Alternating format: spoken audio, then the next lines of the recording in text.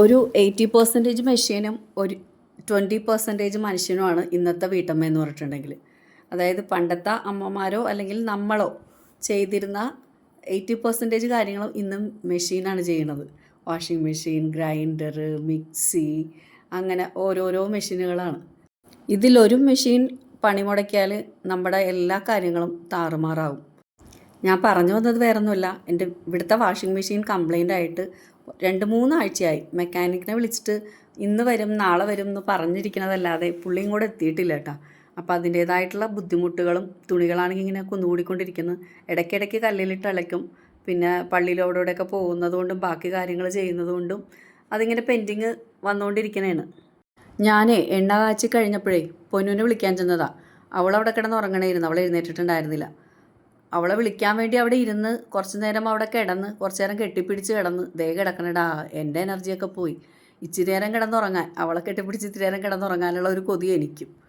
അങ്ങനെ അലക്കൽ ഉച്ച കഴിഞ്ഞ് വൈകുന്നേരത്തേക്ക് മാറ്റി വെച്ച്. അവളെ എഴുന്നേറ്റ് കഴിഞ്ഞപ്പോഴേക്കും മമ്മ ഇന്ന് എന്താ ബ്രേക്ക്ഫാസ്റ്റ് എന്ന് ചോദിച്ചു.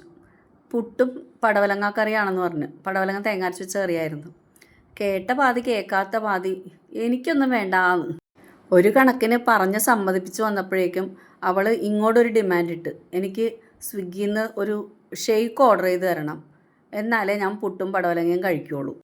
ഇതുപോലെയുള്ള പിടിവാശികൾക്കൊന്നും അങ്ങനെ കൂട്ടു നിൽക്കാറുള്ളതല്ല. എപ്പോഴും അങ്ങനെ ഓർഡർ ചെയ്ത് കഴിക്കാറുമില്ല കേട്ടോ. വല്ലപ്പോഴും അങ്ങനെ എന്തെങ്കിലും ഓർഡർ ചെയ്യാറുള്ളൂ. ഇപ്രാവശ്യം അവളെയും കൊണ്ട് എങ്ങും പോകാൻ പറ്റുമെന്ന് തോന്നണില്ല കേട്ടോ.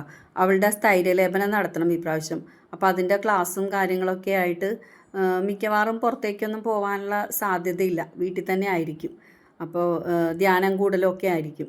അപ്പോൾ നമുക്കുള്ള ഒരു ഇൻട്രസ്റ്റ് കുട്ടികൾക്ക് ഉണ്ടാവണമെന്നില്ലല്ലോ ഈ ധ്യാനം കൂടാനൊക്കെ ആയിട്ട്. അപ്പോൾ അവളെ നിർബന്ധിച്ചാണ് കൊണ്ടുപോകുന്നത്.